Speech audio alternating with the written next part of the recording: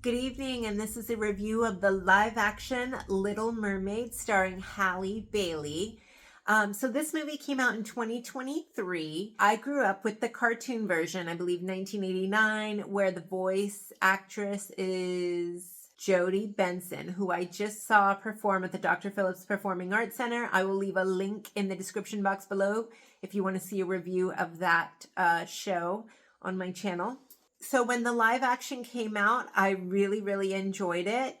I will be honest, full disclosure, my kids, both of them did fall asleep. But my husband and I really loved the live action movie. We saw it in theaters. I just never did a review. I think it was a really hectic time in my life. I've been trying to be more consistent with my videos. Something I came to the conclusion about with this movie is that people like me, who I'm 41 years old, I'm an 80s, 90s kid. I'm more of a 90s kid, but I grew up with Jodie Benson and the cartoon Little Mermaid. So when I think of Ariel, like instantly that red hair comes to my mind with the green tail. You know, those colors are opposite each other on the color wheel. I will say for my own kids, they don't like to watch the old classic Disney cartoons. Isn't that terrible? Comment below if you are a parent with little kids. Do they tolerate the old school classic cartoon style from previous generations? My kids, they kind of give me a little bit of a fight. They prefer the new stuff. But my daughter's favorite movie was the cartoon Little Mermaid movie. When she was a little girl, Ariel was always her favorite. So I'm not going to lie, I've been struggling to get her to really enjoy this live action. So I'm just getting that out up front before I give my review as far as my kids go. My son, he wasn't interested. It's like a love story, But my husband and I loved it. My husband doesn't want to be on here. So all this to say, I'm realizing there is a whole new generation of people or kids that are growing up with this live action movie, and they will never know or watch the old 1989 Jodie Benson voiceover or cartoon version of The Little Mermaid. How do I know this? Because I have only seen the 1990s Sabrina movie starring Harrison Ford and Julia Ormond. Love that movie. I'll talk about it in another video, but that is the only Sabrina I know. I never went back to go and watch the old 1950s or 40s version. I think it's 50s or 60s with Audrey Hepburn, Sabrina. That movie, never went back to watch it. I should. I have it in DVD technically, although it's probably streaming somewhere. But I can't get it out of my head that Julia Ormond is Sabrina. It's very difficult to picture or imagine anyone else for me because that was my first Sabrina. So in the same way that was my first Sabrina, this is going to be, Halle Bailey is going to be somebody's first Little Mermaid, and they won't be able to picture anyone else as Ariel but Halle Bailey. Isn't that really interesting and amazing to imagine or think about? I don't know. Comment below. Do you disagree? Agree with that? So the movie opens up with a beautiful quote that I did not write down. I have a whole bunch of notes that I wrote down as I was watching the movie, but I loved the beautiful quote. But let me just say, the visuals when you open up on this film are beautiful. The water is beautiful. This movie for me feels like a new and unique experience. When you watch a live action Disney movie, you cannot compare it to the cartoon. They are two separate and distinct movies. I had to come to that conclusion with Aladdin because I grew up with the 1992 cartoon of Aladdin. And when I saw that live action, I had to throw everything I knew out the window. Yes, it is similar in story. It's more like inspiration from the cartoon. It's inspired by, and it mostly sticks to the storyline, but not 100%. So as Halle Bailey gets on screen and we start seeing her acting and everything, so as the film moves on, I really had to realize, okay, this isn't Jodie Benson. You need to throw Jodie Benson out the window. Kind of like my review of Jodie Benson in the Hello Dolly stage show, I had to throw Barbra Streisand out the window. When you go to watch a remake, you need to throw everything you thought you knew out the window. I really think it's important not to pit two women against each other. In this case, Jodie Benson and Halle Bailey. I really like that Jodie Jodie Benson supported Halle Bailey, and Jodie Benson was even in the movie, as you'll see when you go on and we're exploring the island where Prince Eric lives. They are two separate and distinct talents, very different from each other, and I think it's important to respect the talent of each Ariel, if you will.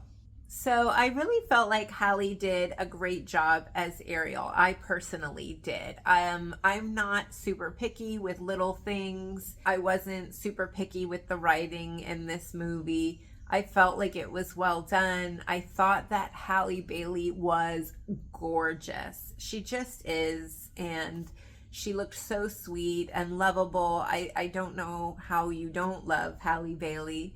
But let me just say, who or what did the palace for this movie?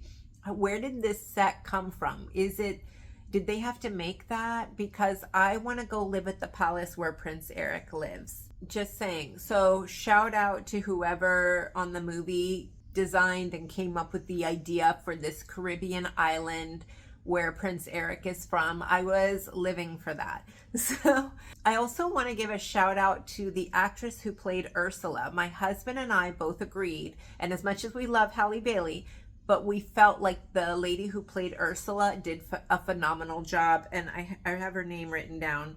Melissa McCarthy. Oh my word, I loved you as Ursula. You did her some kind of justice. Shout out to her. I mean, Halle was great too, don't get me wrong. It's just, I really love the vocals of Melissa McCarthy. Isn't she a stage actress? I really don't know a lot about her. I wasn't expecting her performance, but I mean, for me, she really jumped out of the cartoon, and I felt a lot of nostalgia. I felt like I knew her. So great job, Melissa McCarthy. But let me just say, I do recognize that this is the Halle Bailey film. She is sweet Ariel. Akwafina stood out to me as Scuttle. Now, I wasn't sure how I was going to feel about Scuttle going from being a man into a female, but let me tell you, I loved what Akwafina did with the character. She's funny, and I know that nobody really liked her singing in the movie, but I'm sorry, this is an unpopular opinion. I really liked Akwafina's song, that Scuttlebutt song. I don't even know the lyrics, but it just makes me happy to think about. I mean, the way she was singing, she was all wah, wah, wah. I liked that. I know. You're like, Jennifer, no, you shouldn't like it. I'm sorry, but I did, because I'm weird like that.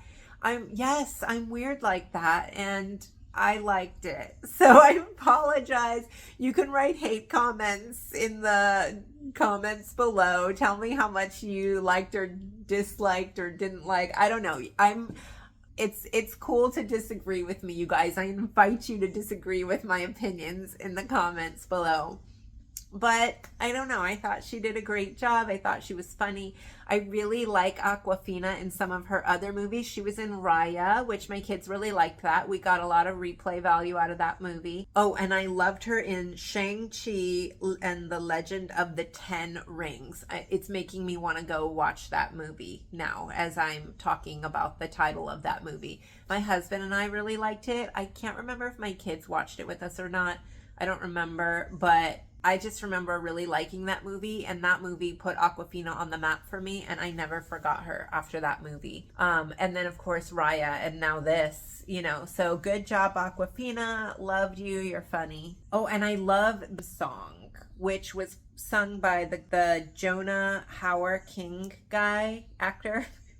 Loved it. You did great. My husband especially loved your performance, your vocal talent. He felt like the instrumentals weren't as good as your voice, Jonah Hauer King. So fantastic job. And we loved that song. I want to go back and listen to it. I got to look for it on YouTube. I bet the Disney Channel on YouTube has that song. So yeah, Burn for the First Time. The song plays while she can't speak is what I wrote in my notes here. So yeah, love Halle not being able to speak. Oh, and I said, why is Eric so obsessed with that vocal? Why is Eric so obsessed with that vocal talent? Oh, because he's still looking for the voice of the Little Mermaid, and he can't find it in Halle, because she's lost her voice. Ursula took it, as we all know. Just like, why is he so obsessed with it? And my husband reminded me about the mermaid siren in Legend. Legend says that when a mermaid sings her siren call, she lures men to their death, which is terrible. But apparently that's why Prince Eric is so crazy about that voice and obsessed. If you've ever been wondering, it's like a siren call for him. He's so in love with that voice. He would die to be with her, I guess. I don't know. I wrote, I love the scene where she has the green mermaid thingamabob, the thingamabob room that belongs to Prince Eric. Yeah, that scene for me is everything. Outside of the palace sets and the fun quips from Akwafina and Ursula's vocal talent and Halle Bailey's beauty. Can we just talk about Halle Bailey's beauty? I know, and Halle Bailey is more than just a pretty face. She can sing and everything, but it's that thingamabob room scene that I just love. I don't know, the way she's interested in all the little knickknacks in his room and the way he wants to kind of lead her around and talk to her about things. It's just, I can imagine him teaching her all about the human world, and she's so interested, and them bonding over all that. It's so innocent and pure, their love. I feel that. So Max the dog is perfectly cute is the next thing that I wrote, because Max, yeah, he is more cute in this live action movie to me than he was in the cartoon. Comment below if you agree or disagree with that. I'm not sorry. Sorry, not sorry.